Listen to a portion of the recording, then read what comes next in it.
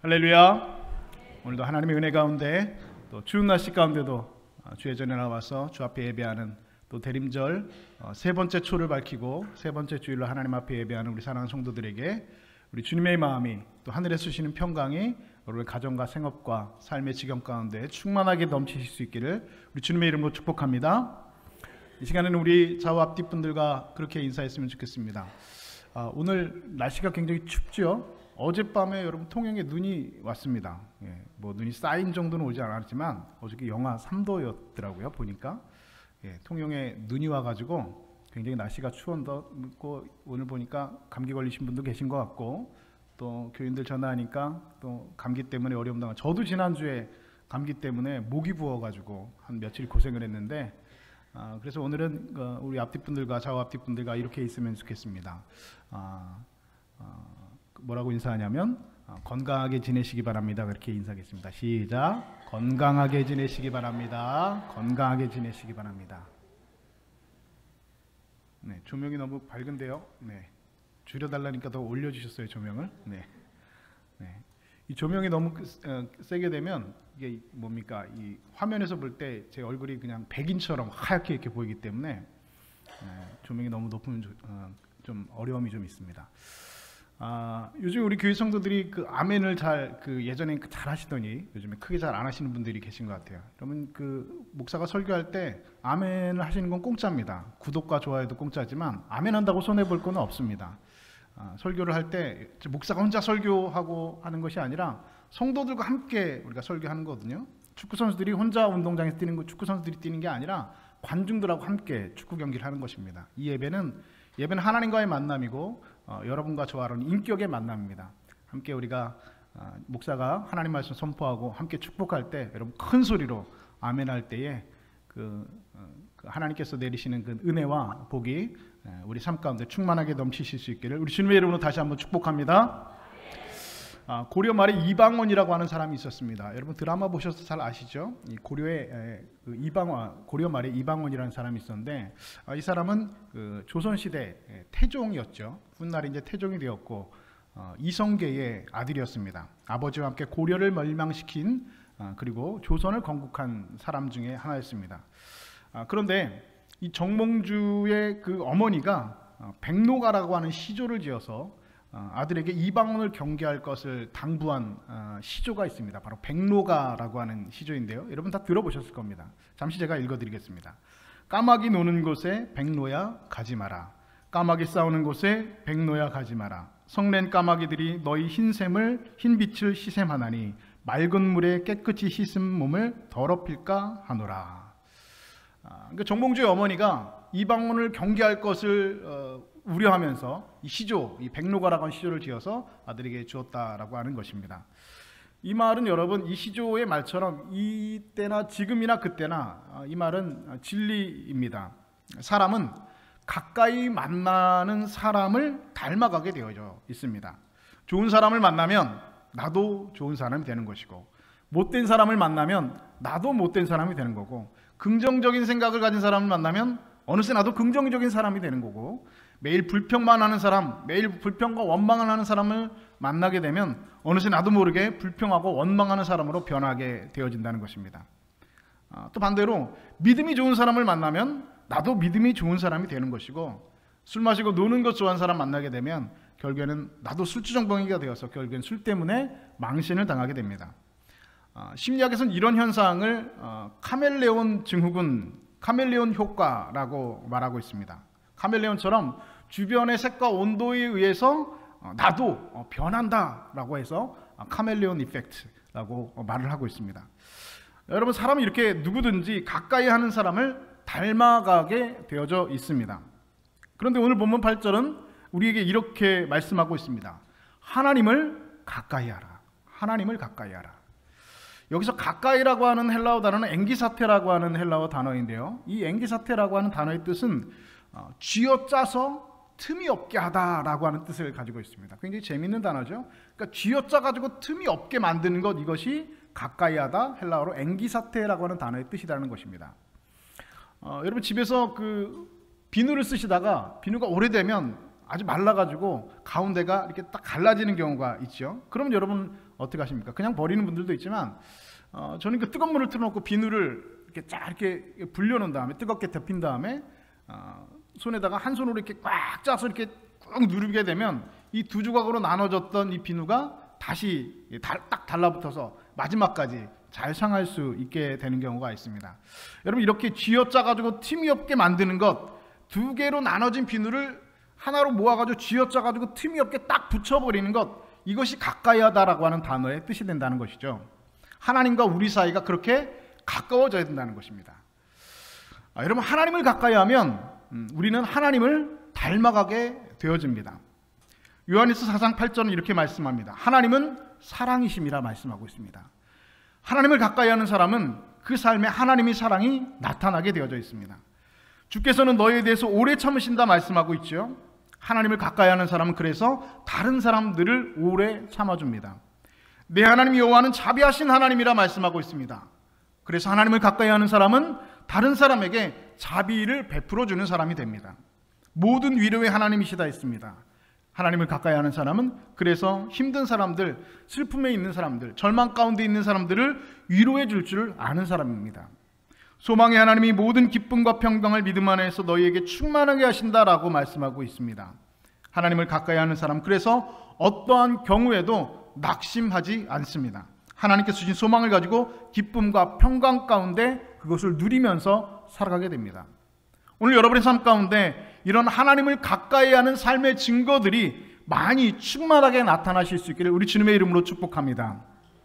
계속해서 보면은 우리가 하나님을 가까이 하기 위해서, 하나님께 딱 들러붙기 위해서, 딱 붙기 위해서 우리가 반드시 해야 될 것에 대해서 말씀하고 있습니다. 첫 번째로는 하나님 앞에 우리의 죄를 회개하는 것이었습니다.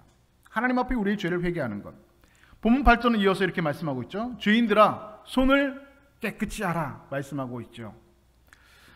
여러분 집에 아이들 다 자녀들 키워보셔서 하겠지만 이 자녀들은 어렸을 때 자녀들은 키우다 보면은 부모가 하라고 하는 거를 잘 합니까? 잘 안 합니까? 잘 안 하죠. 말을 잘 안 듣습니다.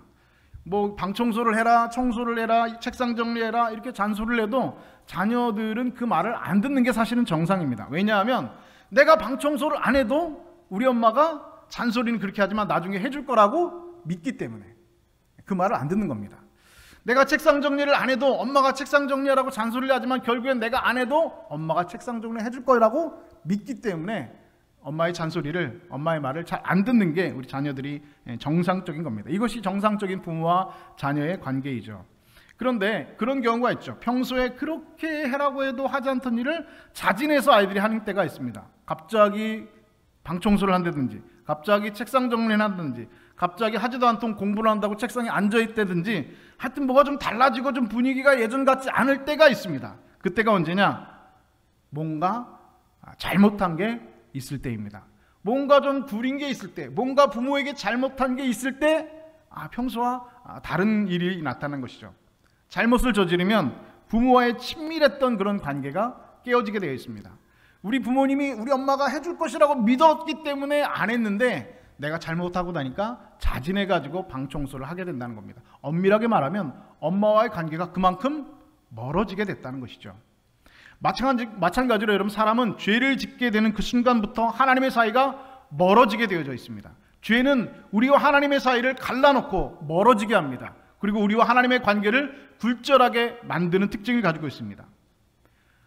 창세기에 기록된 에덴 동산은 기쁨이 넘치는 곳이었습니다. 아픔도 없고 눈물도 없고 고통도 없는 곳이었습니다. 그 에덴 동산에서 아담과 하와는 하나님과 함께 기쁨 가운데 살고 있었습니다. 그런데 어느 날 그 에덴 동산에 하나님께서 그들 가운데 주셨던, 이 아담과 하와에게 주셨던, 인간에게 주셨던 기쁨이 사라지게 되는 사건이 있었습니다. 어느 날 하나님께서 아담을 부르셨죠. 아담아 내가 어디 있느냐 물으셨습니다. 그때 아담이 이렇게 대답을 합니다.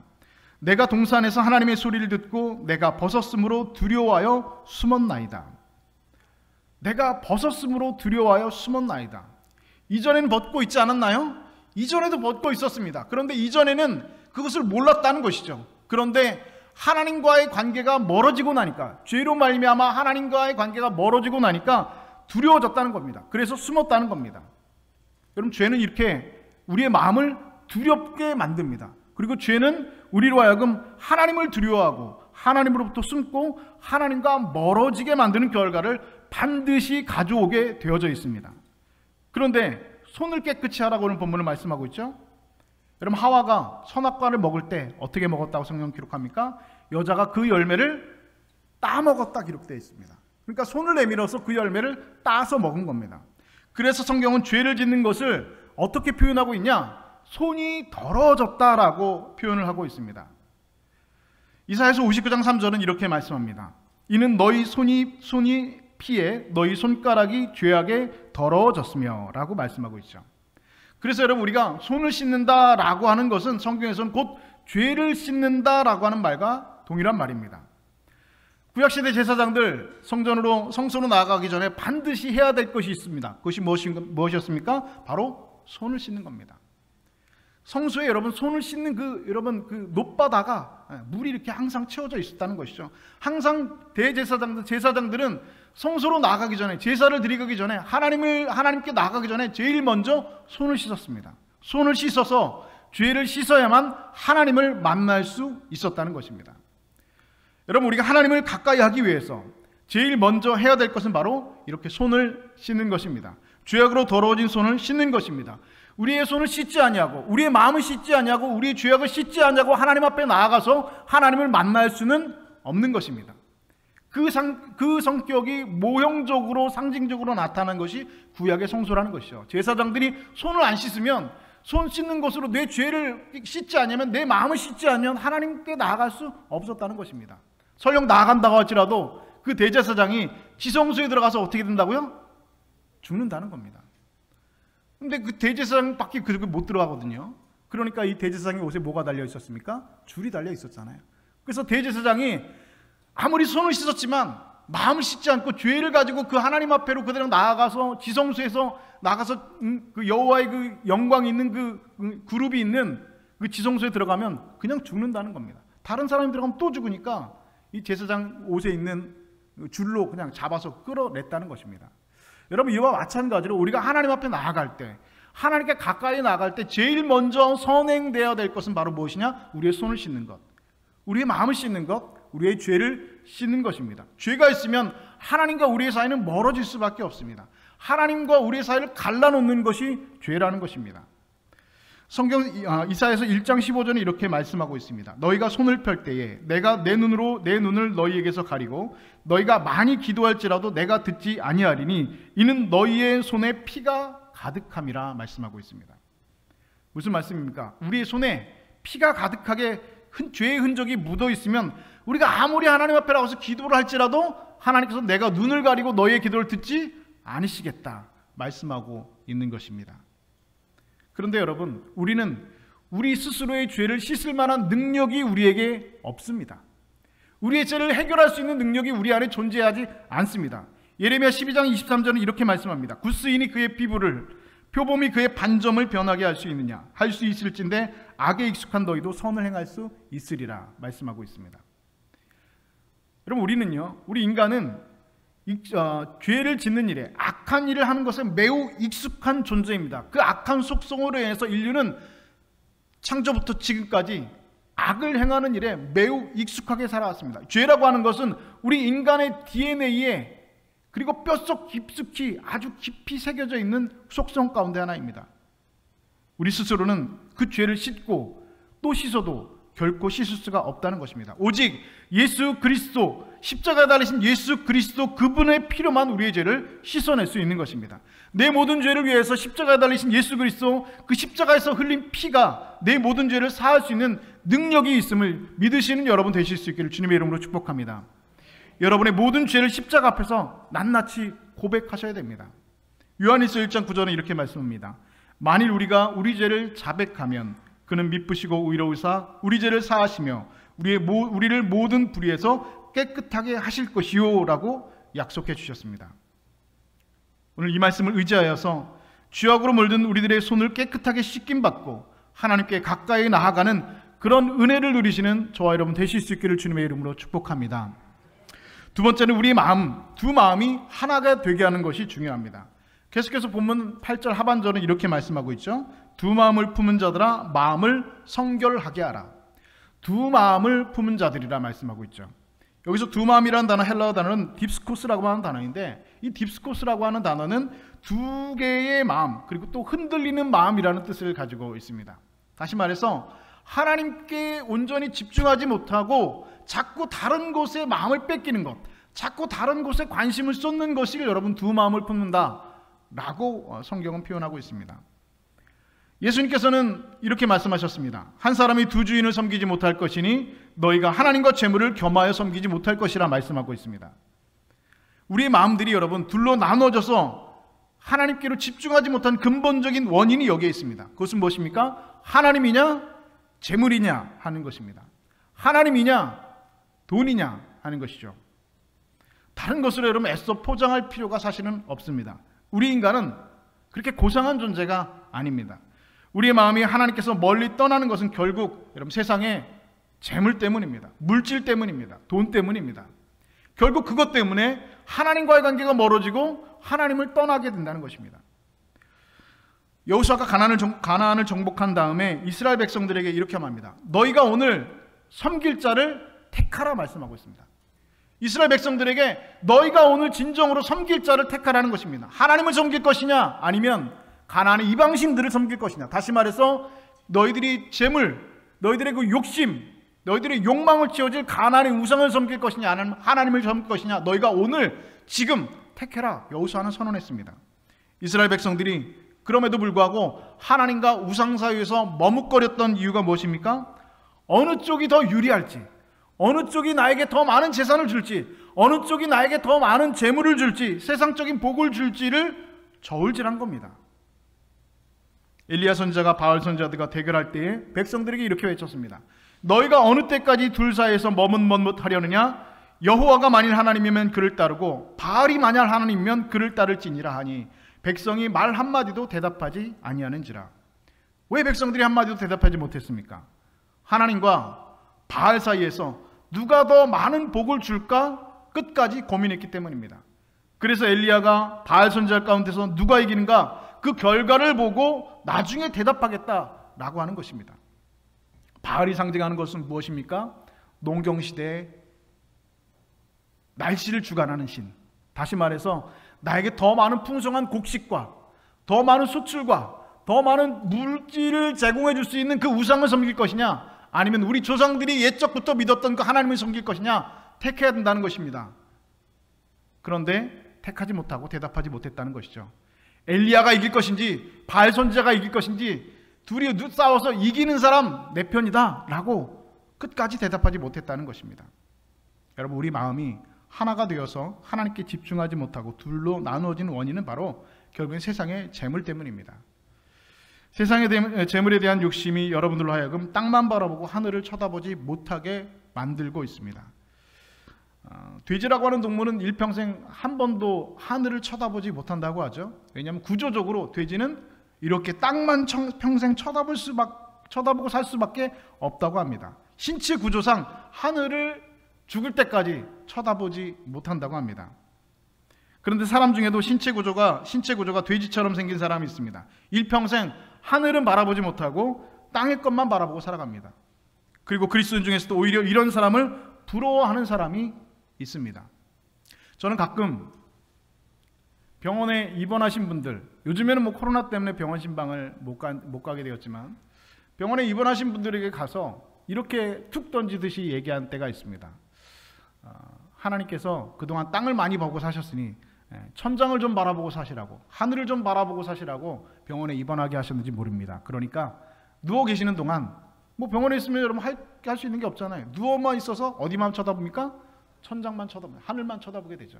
누워 계시는 동안 성경책 갖다 놓으셨으니까 성경 보시면서 하늘을 좀 많이 쳐다보시기 바랍니다. 이렇게 권면한 경우가 많이 있습니다.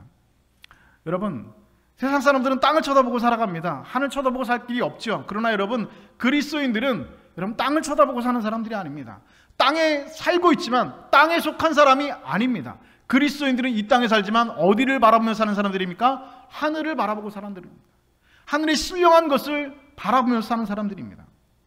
오늘 저와 여러분은 그렇게 하나님의 자녀입니다. 세상 사람들은 돼지처럼 땅을 쳐다보며 쳐다보며 살아가지만 오늘 저와 여러분은 하늘에 속한 자, 하늘의 신령한 것들을 사모하며 살아가는 사람들입니다. 이 시간 성령께서 저와 여러분의 마음을 하나로 모아주시길 바랍니다. 여러분의 마음이, 우리의 마음이 하나님께로 온전히 집중되실 수 있도록 성령께서 우리의 마음을 인도하여 주시기를 주님의 이름으로 축복합니다. 구주를 생각만 해도 이렇게 좋거든. 주 얼굴 배울 때야 얼마나 좋으랴. 하나님 가까이 하는가, 그 기쁨이 오늘 저와 여러분의 삶 가운데 충만하게 넘치실 수 있기를 우리 주님의 이름으로 간절히 축복합니다. 세 번째는 슬퍼하며 우는 것이 하나님을 가까이 할 수 있는 방법이 된다고 말씀하고 있습니다. 오늘 본문 구절은 이렇게 말씀하고 있습니다. 슬퍼하며 애통하며 울지어다. 너희 웃음을 애통으로, 너희 즐거움을 근심으로 바꿀지어다. 여러분, 우리가 성경을 읽다가 좀 이해가 안 되고 난해한 구절을 만나는 경우가 있습니다. 물론 여러분, 저도 성경을 보면서 그런 경험을 할 때가 있죠. 그런데 제 스스로 터득한 방법 중에 하나는 뭐냐면, 이것을 그냥 사전을 쳐다본다든지 주석을 본다든지 바로 하면은 이게 잘 기억이 나지 않아요. 마음에 와닿지 않아요. 성경을 보다가 난해한 구절을 만났을 때, 난해한 단어를 만났을 때 그것을 해결할 수 있는 한 가지 방법이 있습니다. 그것은 뭐냐면, 성경에서 맨 처음으로 그 단어가 사용된 용례를 찾아보는 겁니다. 성경에서 처음으로 울음이라고 하는 단어가 처음 나온 것이 어딘가 찾아보았습니다. 바로 울음이 제일 처음 나온 것은 창세기 27장입니다. 창세기 27장 34절은 이렇게 말씀하고 있습니다. 에서가 그의 아버지의 말을 듣고 소리내어 울며 아버지에게 이르되, 내 아버지여 내게 축복하소서, 내게도 그리하소서. 여기서 여러분, 에서의 울음은 후회의 눈물이었습니다. 근데 육신적인 배고픔을 이기지 못해서 쭉 한 그릇에 장자의 멍불을 팔아넘긴 일을 후회하면서 흘린 눈물입니다. 아버지, 저에게도 축복을 해주십시오 하면서 후회하는 눈물이 바로 맨 처음 성경에 등장하고 있는 울음이라는 것입니다. 그래서 여러분, 오늘 본문에서 슬퍼하며 애통하며 울지어다. 너희 웃음을 애통으로, 너희 즐거움을 근심으로 바꿀지어다. 이 말씀은 여러분, 세상에서 즐거움을 얻기 위해서, 세상에서 웃고 살기 위해서 하나님을 멀리했던 그 일들을 슬퍼하면서 애통하라고 하는 말씀입니다.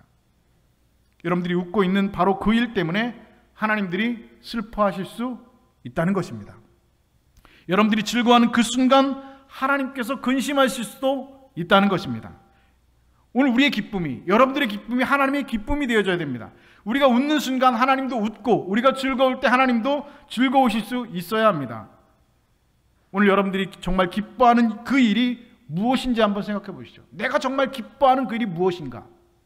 과연 그 일 때문에 하나님도 기뻐하실 것인가 생각해 보아야 합니다. 여러분이 내일의 즐거움을 얻기 위해서 계획하는 일들이 무엇입니까? 과연 하나님께서도 그 일을 즐거워하실까? 그렇다면 여러분, 주저없이 그 일을 행하십시오. 그러나 만약 그렇지 않다면 슬퍼하며 애통하면서 우십시오. 웃음을 애통으로, 즐거움을 근심으로 바꾸십시오. 여러분의 생각의 방향이 바뀌어야 됩니다. 로마서 8장 7절부터 8절은 우리에게 이렇게 말씀합니다. 육신의 생각은 하나님과 원수가 되나니 이는 하나님의 법에 굴복하지 아니할 뿐 아니라 할 수도 없습니다. 육신에 있는 자들은 하나님을 기쁘게 할 수 없느니라 말씀하고 있습니다. 지금까지 내 기쁨을 위해서, 내 즐거움을 위해서, 내 육신을 기쁘게 하기 위해서 했던 일들을 여러분, 우리가 슬퍼하며 애통할 수 있어야 합니다. 그리고 하나님을 기쁘시게 하는 일들을 행함으로 하나님을 가까이 하시는 그런 은혜가 넘치실 수 있기를 우리 주님의 이름으로 간절히 축복합니다. 마지막 네 번째로, 하나님을 가까이 하려면 겸손해야 한다 말씀하고 있죠. 오늘 본문 10절은 이렇게 말씀합니다.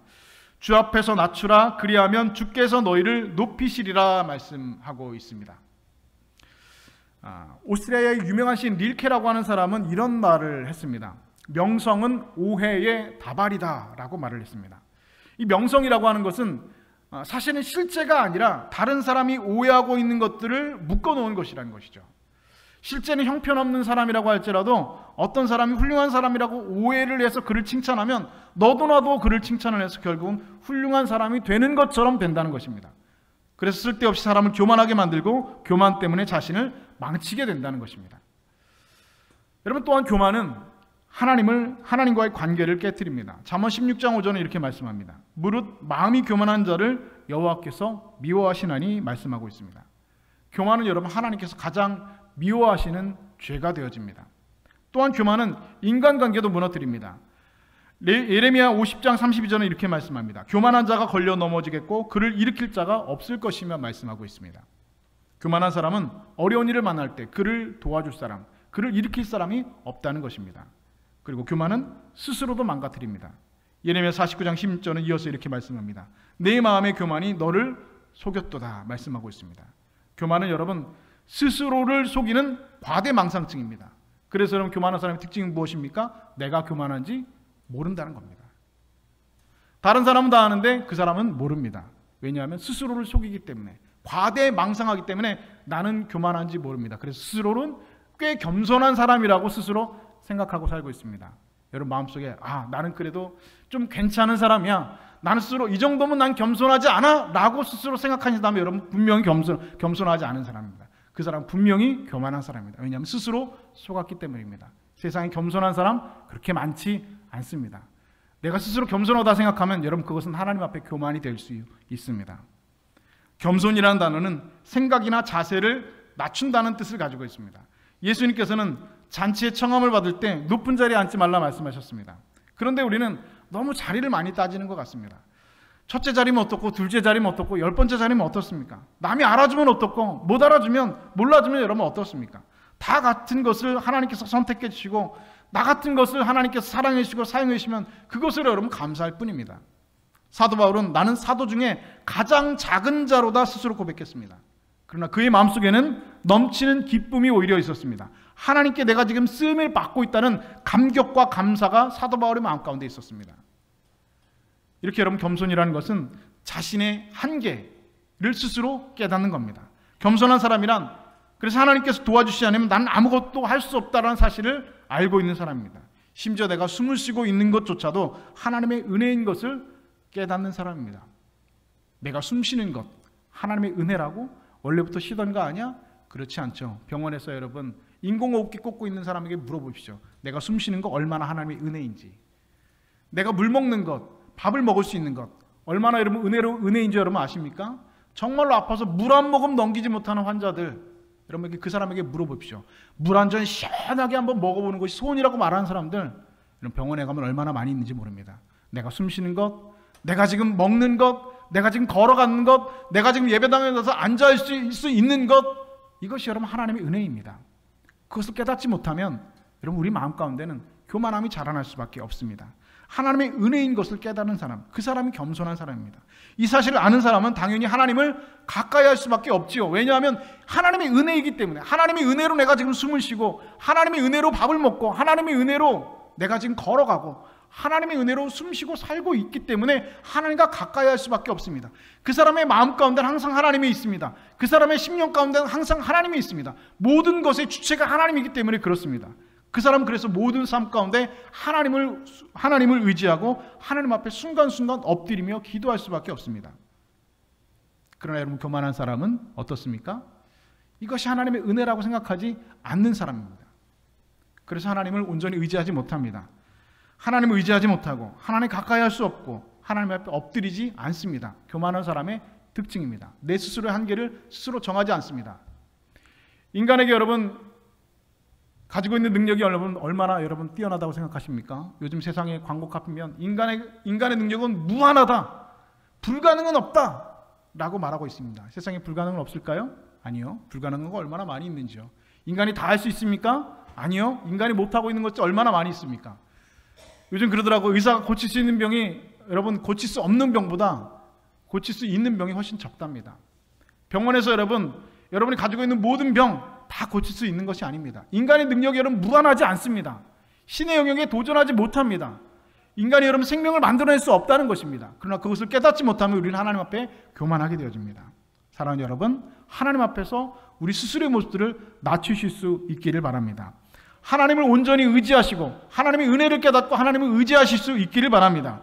그리하면 하나님께서 저와 여러분을 높여주실 줄로 믿습니다. 사랑하는 여러분, 하나님을 가까이 하라. 그리하면 너희를 가까이 하시리라. 하나님께서 우리에게 약속해 주셨습니다. 이것만큼 큰 은혜와 복이 어디 있습니까? 하나님과 우리 사이가 비누가 두 개가 딱 붙어서 틈이 없는 것처럼 쥐어짜서 틈이 없게 하는 만큼 가까워지는 것, 이것보다 여러분 더 큰 은혜가 여러분 얼마나 있겠습니까? 하나님께서 우리를 가까이 해주시는데, 하나님께서 우리와 함께 해주시는데 여러분 무슨 걱정이 있고 사실은 무슨 염려가 얼마나 있겠습니까? 하나님이 가까이 할 때 우리의 마음은 그분이 주시는 하나님께서만 주시는 하늘의 기쁨과 평안으로 채워질 것입니다. 하나님께서 나를 가까이 해주신다면 어떤 환경에 있을지라도 우리의 마음속은 소망으로 가득 차게 될 것입니다. 오늘 그 하나님을 가까이 하심으로 하나님이 여러분을 가까이 오신 그 은혜를 우리의 삶 가운데 충만하게 누리시고 그리고 증거하며 살아가실 수 있는 복된 백성들 다 되실 수 있기를 우리 주님의 이름으로 간절히 축원드립니다.